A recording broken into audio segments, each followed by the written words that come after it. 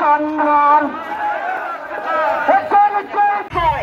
এবং আমাদের সাংবিধানিক স্বীকৃতি বার্ষিক দিবস উদযাপন করে আসছি।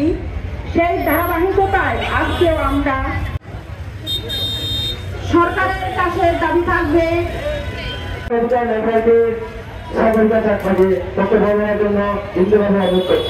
আমরা আমাদের অধিকার ফিরে পাইনি, আমরা ভূমি অধিকার ফিরে পাইনি। দেশের আরো অন্যান্য অনেক দেশে আদিবাসী